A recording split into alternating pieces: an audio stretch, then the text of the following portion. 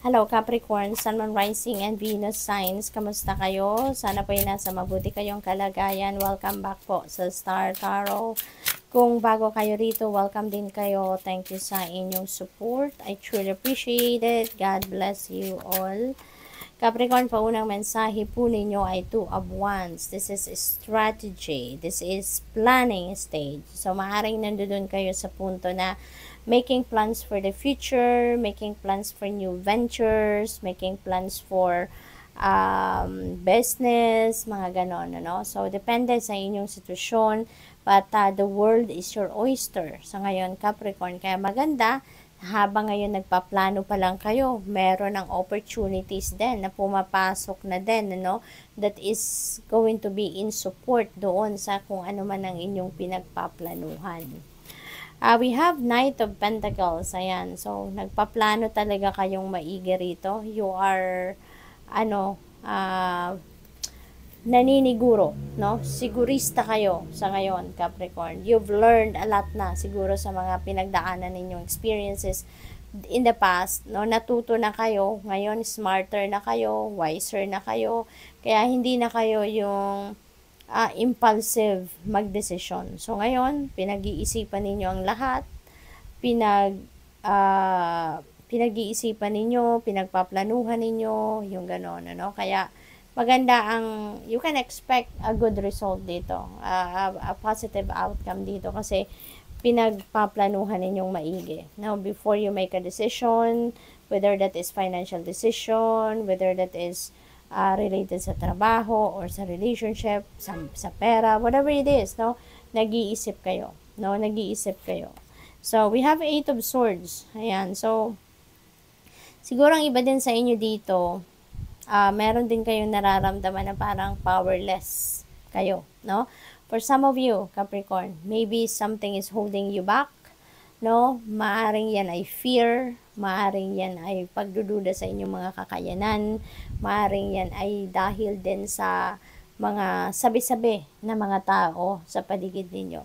Maaring meron ditong mga taong nagpapahatid ng kung ano-anong mga salita sa inyo na hindi naman maganda, hindi constructive, at maaaring kayo'y naaapektuhan, kaya akala ninyo, no, hindi na ninyo pwedeng gawin ang mga iniisip ninyong gawin, hindi na ninyo pwedeng isakatuparan ang mga plano ninyo, because siguro sa tingin ninyo hindi na ako welcome sa mga taong ito, hindi na nila ako na-appreciate, yung mga ganon. But Capricorn, lalahanin ninyo, no, na yung mga tao sa paligid ninyo, hindi lahat matutuwa sa inyo.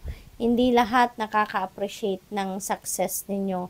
Hindi lahat natatanggap ang kung ano man ang magagandang nangyayari sa buhay ninyo. Kaya, you never know, baka yung mga naririnig ninyong komento ng ibang tao, baka yan ay paninira lang sa'yo, or baka yan ay mga pang-i-intimidate sa inyo, sinusubukan lang kayo, kung matitake down nila kayo, yung mga ganon. Kaya, huwag ninyong isipin, ano, ang sasabihin ng maraming tao sa paligid ninyo, because you never know kung ano ang pinaka-agenda nila by doing that.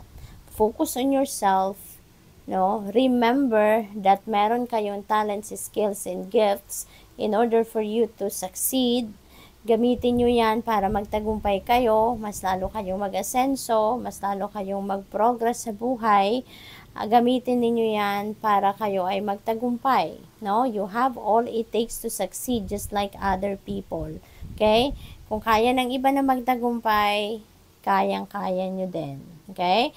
Kaya wag ninyong isipin na hindi nyo na maisa sa katuparan ng mga pangarap ninyo or mga gusto ninyo dahil hindi ina-approve ng mga tao sa paligid ninyo. No? Who cares? 'Di ba? Kayo lang ang tanging nakakaalam, no, kung ano ang kakayanan ninyo, kung ano ang kaya ninyong gawin, kung sino kayo, kung sino ang totoong kayo. Kaya huwag kayong maniniwala sa mga sinasabi ng iba, sa mga paninira, no, ng ibang tao. Queen of Wands, ito, you are going to embody the energy of the Queen of Wands. So, most likely, magkakaroon kayo ng energy shift dito, no? From feeling low vibe, no? Ito, si Queen of Wands, ang magandang i-embody na energy. Kasi dito sa Queen of Wands, no? Magkakaroon na dito si Capricorn ng determinasyon. Babangon na kayo dito. You're going to get on your feet and handa na kayo dito na lumaban sa buhay. Handa na kayo ditong isa katuparan ng inyong mga pangarap, ang inyong mga dreams, ang inyong mga goals, no? Si Queen of Wands kasi, if you're going to embody the energy of this energy, determinado siya. She's not going to allow anything or anyone to get in her way. Talagang kahit bagyo susuungin niya, mangyari lang ang gusto niyang mangyari. Kaya, if you're going to embody this energy, no, na Queen of Wands, rest assured, no, na magtatagumpay ka. Kasi hindi niya hahayaan, no, na hindi niya makamit ang kung ano man ang gusto niyang makamit. So, we have 7 of Cups. Merong mga opportunities na paparating, Capricorn. There are various opportunities coming your way. At ito yung mga oportunidad na maaaring sabay-sabay dadating. Kaya baka ma-overwhelm kayo, baka ang tawag dito, baka maaligaga kayo, ma-confuse kayo. Kaya mahalagang sundin ninyo ang bulong ng iyong intuition. Pakinggan ninyo ang bulong ng iyong intuition so that mahanap ninyo ang right path, makuha ninyo ang tamang daan, no? Para doon sa kung ano ang best para sa iyo. We have transformation. Ayan, reach out for the power and strength to make changes, enrich your life, and become the person you want to be. Ayan, so magkakaroon din kayo talaga dito ng inner strength and yung personal power ninyo, papaanda rin ninyo. So, magandang napipick up ko rito ng energy na si 8 of Swords energy, kakalimutan nyo to. Malalabanan nyo to. Magkakaroon kayo ng enlightenment and you are going to embody the energy of Queen of Wands. At with that, magsisimula kayo ng pagbabago sa sarili ninyo. There's going to be some change in your personal level, no? Maaari din na i-empower ninyo dito ang inyong sarili, mag-aaral kayo, magro-research kayo, you're going to help yourself, 'di ba? Na ma-empower kayo, personal development, skills development, along those lines. Ngayon ang pagkakaabalahan siguro ninyo, and you are going to transform yourself. You're going to evolve into the best version of yourself. So what else? We have angel. Your angels are guiding and protecting you on your spiritual journey. Ayan. So, you're so blessed, no, Capricorn, kasi yung mga guardian angels ninyo, laging nandiyan dyan. Ngayon, nagpaparamdam sa inyo na they are there guiding you, protecting you on your spiritual journey. We have flowers, be generous, success, and emotional fulfillment. You are naturally generous naman talaga, Capricorn. So, parang paalala lang ito sa iyo, no? Na continue to be generous because with that, no, magtatagumpay ka, may bibigay sa iyo, tutulungan kayo ng universe na marami pang blessings ang dumating sa iyo so that you can continue to be generous, you can continue to help other people, yung ganon. No? So, there are going to be successes and emotional fulfillment, no, na mararanasan kayo, na mararamdaman kayo. So, maaaring may mga wishes kayo, may mga dreams kayo na magka-come to fruition na, magagawa nyo na, yun talaga mga gusto ninyong ginagawa, kaya you will be emotionally fulfilled na, no, eventually. We have full energy, napakaganda nito. Have the courage to embrace change, to take risks, and be adventurous. So, siguro sa ngayon, ano, parte ito ng transformation ninyo. So, maaring meron din kayo mga bagong phase, no, sa buhay ninyo na haharapin. Meron mga pagbabago that you are going to embrace at this time.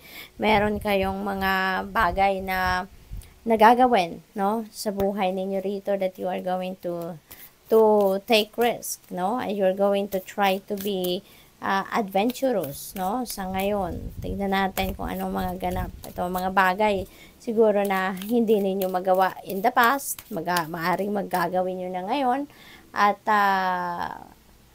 you are going to, come out of your comfort zone, siguro, no? We have full of Christ light. Ayan, so open your heart, spread unconditional love. Okay? So, napakaganda kasi ano talaga kayo, Capricorn, you really have that, napakalaki ng inyong puso. Napakalaki ng inyong puso. Napaka-compassionate ninyo, matulingin ninyo, very loving kayo, and gayon, you are being invited here by the divine na i-spread ninyo yung unconditional love na yan, no? So, you'll be able to help more people pa, you'll be able to spread love pa, you'll be able to touch other people's lives pa, with the blessings also na binibigay sa inyo ng universe. Magical Crystal Cave, switch on your inner light, bring forward your gifts. Ayan, so may mission kayo. Yung mission ninyo sa ngayon is to bring forward your gifts. Kasi maaring alam ninyo na meron kayong gifts, no? So, for the longest time, siguro hindi pa ninyo yan natatanggap or hindi pa ninyo ina-acknowledge talaga totally. Pero ngayon, baka magkaroon na kayo ng mga guidance, no? Baka mabigyan kayo ng gabay ng universe na sa ngayon na ito yung magpupush sa inyo para ilabas nyo na at gamitin nyo na yung mga gifts ninyo, no? By using your gifts, maaring ito na, magsisimula na kayong mag-carry out ng inyong mission. We have Unicorn Portal, focus your light, listen for a message. Ayan na nga, sasabi ko kanina, no? Papadalhan na kayo ng gabay ng Divine Universe and this could be it, diba? So, importante na makinig kayo sa inyong intuition, pakinggan ninyo ang gabay ng Divine Universe sa inyo through intuitive messages na pinapadala sa inyo because ito na yon, ito na yung magli-lead sa inyo para gamitin nyo na ang inyong mga gifts, ilabas nyo na yan, i-share nyo na yan sa mundo and carry out, your mission. So, good luck. Thank you for watching. Love and light. Namaste.